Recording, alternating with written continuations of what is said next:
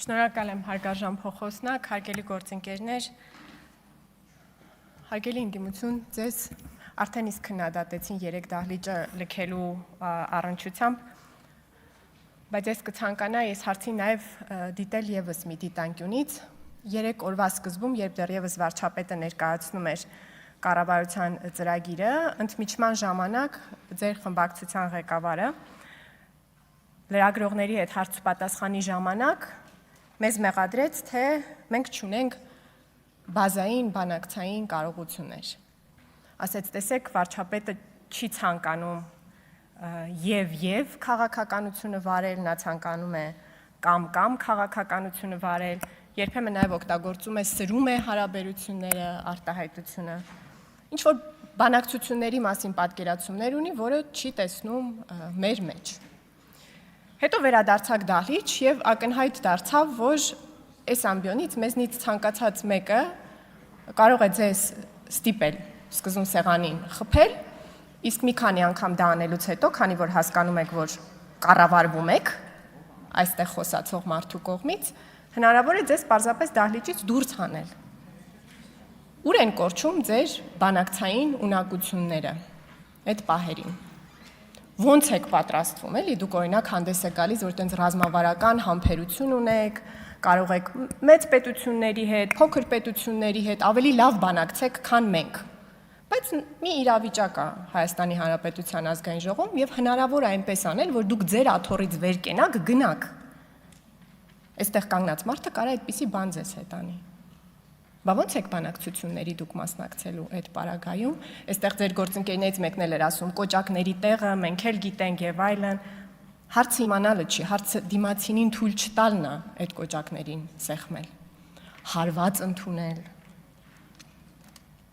Հետո մյուս արդեն ճեպազրույցում հարցնում են, ասում են, լավ, իսկ անկլավների հարցը դուք ոնց կբանակցեիք։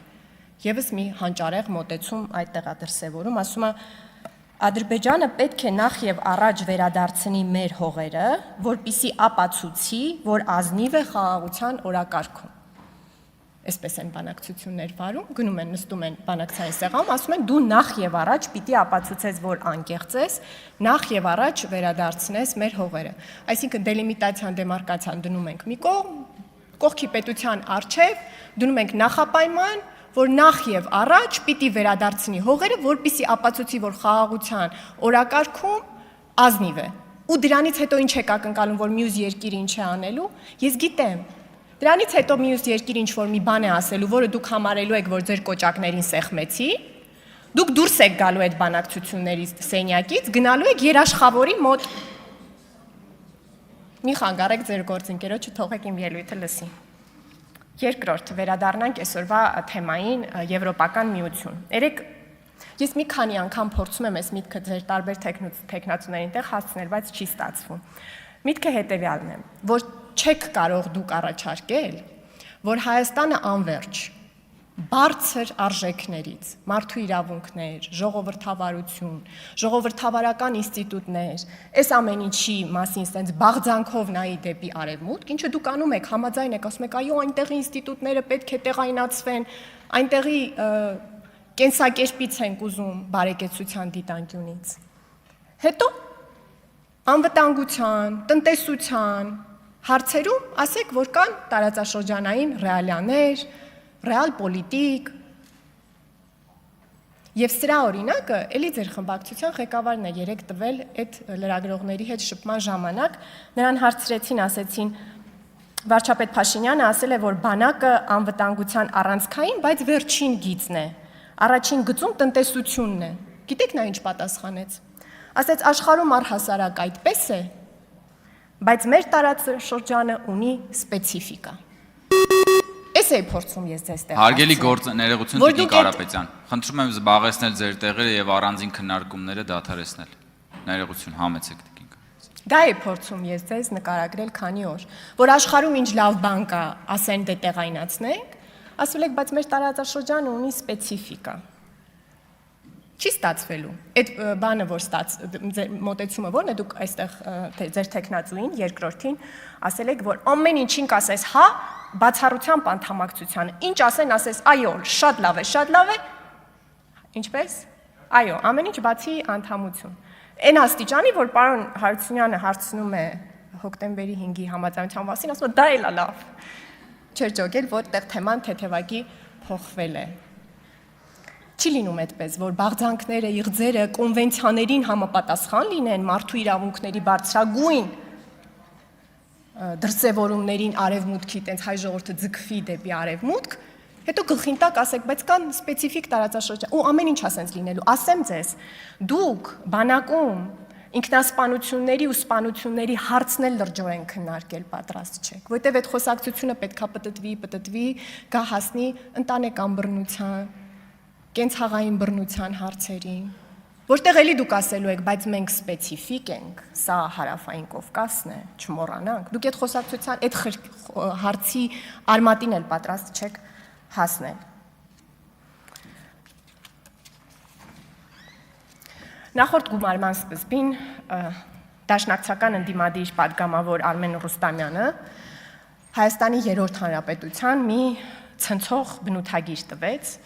Նա ասեց հետևյալը. մենք աշխարհին միշտ 3 բանով էինք հետաքրքրում. Արցախի հակամարտության խնդիրն էր, Սյունիքն ու ատոմակայանը։ Մահը ազատությունից գերադասող կուսակցության ներկայացուցչի համար այս արտահայտությունը տենց դառնակաղցր տոնով էր նա ասում եւ իսկապես Հայաստանի երրորդ հանրապետությունը այս ողբերգական կերպարանքով էր աշխարհին ներկայանում։ Աշխարհը միշտ մեր երրորդ հանրապետության մասին հիշելիս մտածում էր, տեսնես հայերն ու թուրքերը կշարունակեն կռվել Ղարաբաղում, թե այդ կռիվը կտեղափոխվի Սյունիք։ Եվ վերջի վերջո հայերը միմյանց անընդմեջ կշարունակեն սփոփել, որ ահա ապագա պատերազմում հաստատ ատոմակայանին չեն խփի։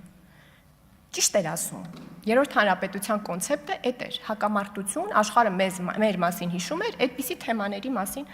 խոսելով, բայց մենք բոլորս այդ երրորդ հանրապետությանը կարճած էինք։ Ով կհամարձակվեր այդ նախորդ փուլերում ասեր, բայց չէ որ այդ բանակցություններում կա տարածքային ամբողջականության սկզբունք, բայց չէ որ կան ՄԱԿ-ի 4 բանաձևեր։ Բոլորս է գիտեինք, լսել էինք, բայց ասվում էր, որ դրանք ադրբեջանական թեզեր են, դրանք չի կարելի շրջանառել, ու քիչ թե շատ բոլորս այդ գիծը պահում էինք, որովհետև դա Հայաստանի կառավարող ուժի արտաքին քաղաքականությունն էր, ինչ իմաստ ուներ կանգնել եւ առանձին արտաքին քաղաքականություն վարել։ Բայց հիմա տեսեք, թե ինչ ազատությամբ եք դուք շրջանառում ադրբեջանական թեզեր, դրանք անվանելով, թե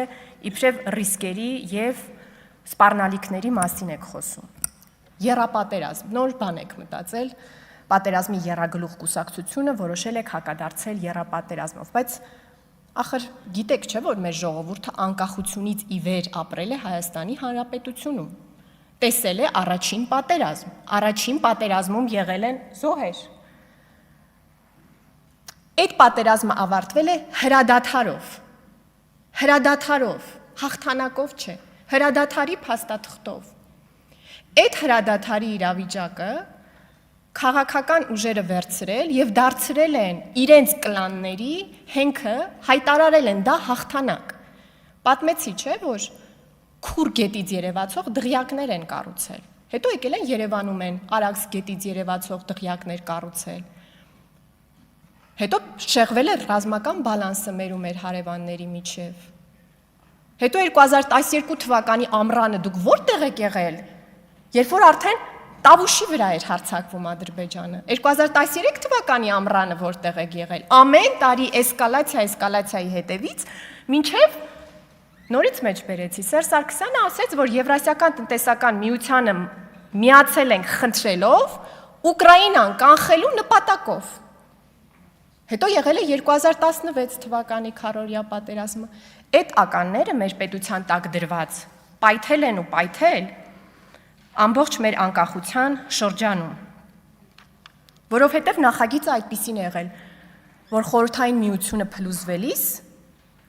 իր իսկ վերականգնման նախադրյալները տեղադրել է անկախ հանրապետությունների ներքո, որպիսի